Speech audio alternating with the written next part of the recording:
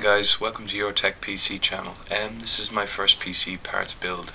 This is a new kind of channel, so I figured I'd start things off with a kind of £500 budget gaming PC build. The selection of parts is kind of aimed at the new PC gamer who's moved to gaming maybe from console and is looking to build themselves a budget rig that can play games at 1080p, medium to high settings for a really affordable price. When you're working with a small budget like this, the main consideration really is the cost of the components, kind of versus the performance that they offer for the price. So with this in mind, I kind of chose an AMD build because in terms of the kind of bang for buck, it really can't be beaten with this kind of price. In future videos, I'll probably detail a few higher spec builds, maybe utilizing some of the products from Intel and Nvidia. But as I said, AMD is kind of king at this price bracket, so without any further ado, let's get into this build. So for the CPU, I decided to go with the AMD FX 6300.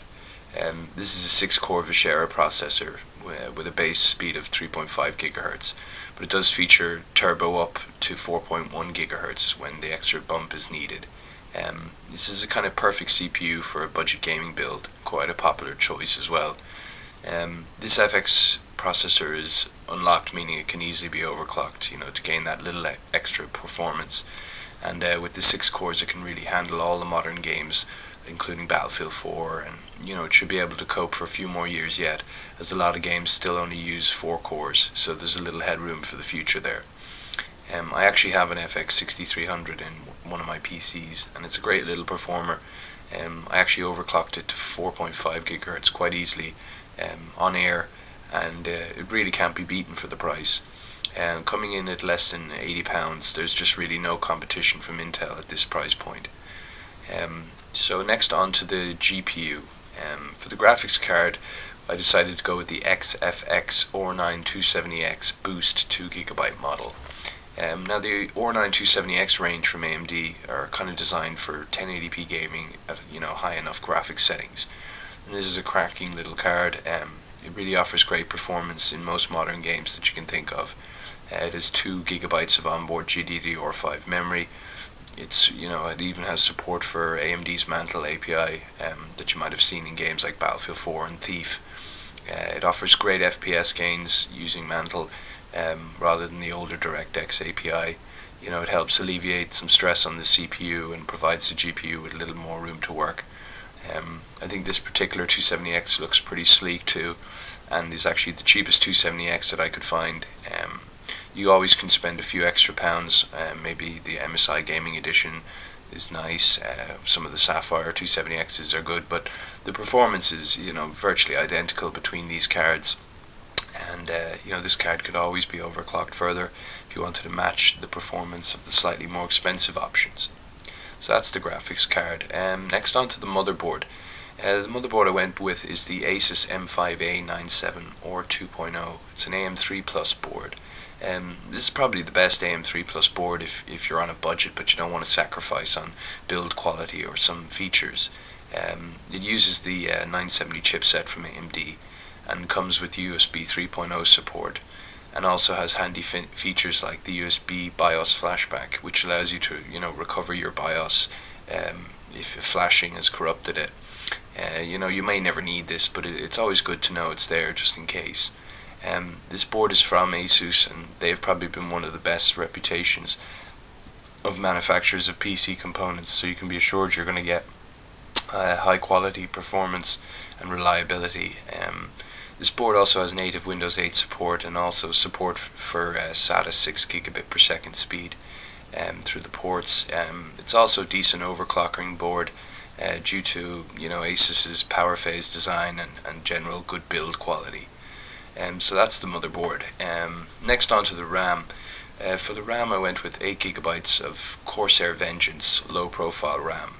This RAM runs at 1600 MHz speed, and 8 GB is kind of the sweet spot for RAM in a gaming PC, so you'll definitely have plenty of RAM to do all the tasks that you need. This RAM can also be overclocked quite easily, say up to 1866 MHz if you wanted to squeeze a little extra speed out of it. It's also from Corsair, so like Asus, you're getting a top quality performance and build quality from a brand you can trust. Um, this RAM is also low profile, meaning that it doesn't stick up as much as a normal DIMM would. So fitting a large aftermarket heatsink is not really an issue with this RAM, but it was cheaper than the actual non-low profile version, so that's why I chose it. Um, Next is the power supply. For the power supply, I went with the Antec VP550F. This is a 550 watt power supply, and this is kind of all the power that this system will need, with plenty left in reserve for future upgrades. It actually features a dual 12 volt rail, which will ensure consistent power delivery and really good reliability, so your system will get all the juice it needs cleanly and efficiently. It's also 80 plus certified, so it's efficient and it won't waste unnecessary power. Antec, again, they're a well respected manufacturer of PC components, so you can be sure of its quality. A lot of first time builders will make the mistake of excuse me, cheaping out on their power supply and maybe going with an unknown brand and not realizing their mistake. The power supply is, it's kind of essential to running your system, and if you purchase a cheap one, you really do run the risk of something going wrong and potential damage to the components in your system. So next is the hard drive. Every system is going to need storage, so for this build I went with the Western Digital Blue 7200 RPM drive. This drive has 1 terabyte of storage, which will be plenty for all your games and your movies and any other media that you need to store. This is a SATA 6 gigabit per second drive, so it will utilize the 6 gigabit ports on your offer from the Asus motherboard, and should provide your system with really quick access to files and quick loading for games. It's also quite a quiet drive, and I actually have 2 of these in my main system, and they've been great for me so far. And for a little over £40, it's a great affordable storage option. If you had a little extra money to spend, you could always go for a smaller storage SSD, but you really wouldn't have a lot of storage room, and you'd mainly just fit your operating system maybe in 1 or 2 of your popular games before it's full. But an SSD can always be added in the future. So next is onto the case. The case is really a personal thing for people. Some people like side panel windows, some people don't. Some people like futuristic designs on the case, while others might prefer a more sleek and kind of stealthy look. So again, it's really down to personal preference at the end of the day. But for this case, I went with the Enermax Ostrog mid-tower gaming case. It features an acrylic side panel window with cutouts for ventilation. I think it's really hard to find cases at this price point with a nice side panel window to show off the components, so I think this is a real plus for the Ostrog. The Ostrog also has decent kind of cable management options with some rubber grommets to feed some of your cables through, so you can keep the components visible yet not cluttered by a mess of cables. This case also has a USB 3.0 port as well as a standard USB 2.0 port on the top panel, as well as the usual headphone and microphone inputs. It also has support for up to 7 fans and features options to mount an SSD. It also has a removable drive cage too. My friend actually purchased this case a few months back for his first PC build, which I helped him assemble. And I was quite impressed by this case and its features considering its price, so I definitely recommend it to you. So in summary guys, that's the £500 gaming PC build.